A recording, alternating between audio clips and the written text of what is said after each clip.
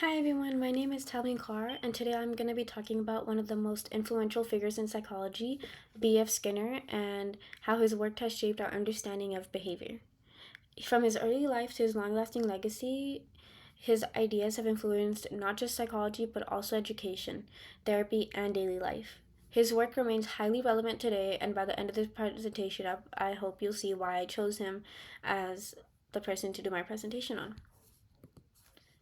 Early life and background. Beers Frederick Skinner was born in 1904 in a small town in Pennsylvania.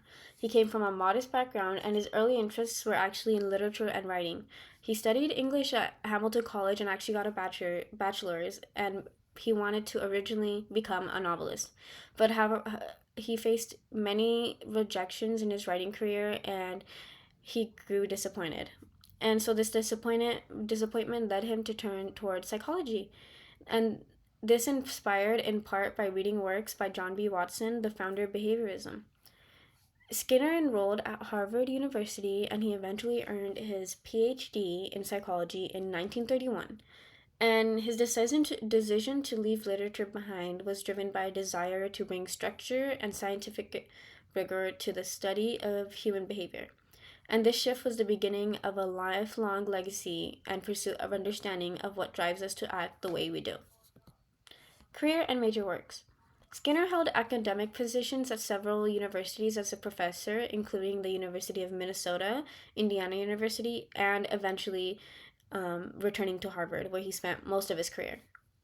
Over time, he developed the concept of radical behaviorism, and it goes beyond simple stimulus response models. He believed that behavior, including internal events like thoughts and feelings, could actually be studied scientifically, and if they were framed within an individual's history of reinforcement. His book, published in 1953, Science and Human Behavior, laid out these principles in detail, and Skinner also developed practical applications from his theories, including teaching machines and behavior modification programs. He was not just a theorist, he actually sought ways to apply psychology in real world settings, especially in education and behavioral health. What is operant conditioning? Operant conditioning is one of Skinner's most influential contributions to psychology. It explains how behavior is shaped and maintained by its consequences. If an action results in a positive outcome, like a reward, the action is way more likely to be repeated. On the other hand, if it leads to a negative outcome, it's less likely to happen again. And Skinner identified several types of reinforcement and punishment, both positive and negative, and showed how they could systematically shape complex behaviors. He also introduced different reinforcement schedules like fixed to ratio, variable to ratio, fixed to interval, and variable to interval schedules that demonstrated how the timing and the frequency of rewards can impact how quickly and how well a behavior is learned. And this laid the foundation for modern behavioral psychology, and it's actually still taught in classrooms today. What is the Skinner box? To study operant conditioning in a more controlled setting, Skinner invented the operant conditioning box, which is more famously known as a Skinner box. And this box typically contains a lever or a button, and it's designed to isolate the subject, usually which was a rat or a pigeon, and from external stimuli. And so when the animal would perform certain behaviors like pressing a lever, it would receive a reward such as food, and these experiments allowed Skinner to precisely measure and manipulate behaviors that hadn't even been done before. And he was able to observe how behaviors could be built through small steps, and he called this process shaping. And this method is actually still used today in animal training and behavioral therapy. His influences in the world. Skinner's work had many influences beyond the lab. One of the most practical applications is the token economy system, and it's basically where individuals earn tokens for good behavior and then they actually get to exchange them for a reward. And the system is actually used widely in schools. Many of my own teachers actually use systems like this, such as if you turned in work on time, you got stickers, and once you had let's say more than 5 stickers, you could exchange it for like a candy or something, and this would actually motivate more students to keep on turning in their homework, and so they would get candy, and it was just a cycle repeated. And the system is actually widely used in schools, and it's actually also used in psychiatric institutions, and rehabilitation centers. Another major area is behavioral therapy, especially in treating disorders like autism. Applied behavior analysis, or ABA for short, is based on Skinner's theories, and it's considered the gold standard in autism treatment. In education, Skinner's teaching machines and programmed instruction were early efforts to personalize learning through reinforcement. Even workplace productivity systems and apps today often use principles from operant conditioning, such as rewards and badges and points, to encourage behavior and more engagement.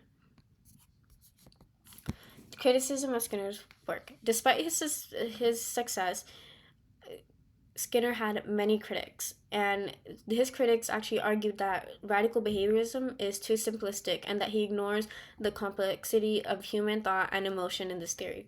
And they actually believe that he's reducing behavior to just external stimuli and not acknowledging a human's individual experiences and emotions, and it overlooks any of that. And many believe our internal experiences, motivations, and beliefs and choices actually also contribute to the way we behave. Perhaps his most famous critic, Noam Chomsky, who he had a very famous challenging argument with, he believed that humans are born with a natural ability to learn language, and he argued that language development happens far too quickly and creatively to be explained by reinforcement alone. And this sparked a major debate in psychology, and it's actually led to the rise of cognitive psychology, and that focuses more on mental processes. His lasting legacy. Even with many criticisms, Skinner's legacy remains really strong, and he was named the most influential psychologist of the 20th century by the American Psychological Association in 2002, 12 years after his death. His ideas are still taught in psychology programs worldwide, and his principles actually continue to guide practices in education, therapy, and behavioral science. ABA, or Applied Behavior Analysis, developed from his work, and it continues to change lives, especially for children with developmental disorders. More broadly, Skinner showed that behavior could be studied and changed systematically, and that psychology could be both a science and or a tool for improving lives. His influence can even be seen in the algorithms behind social media and digital platforms, which often use reinforcement principles to keep users engaged and to bring in more audience. These are my resources cited, and I used several reliable sources.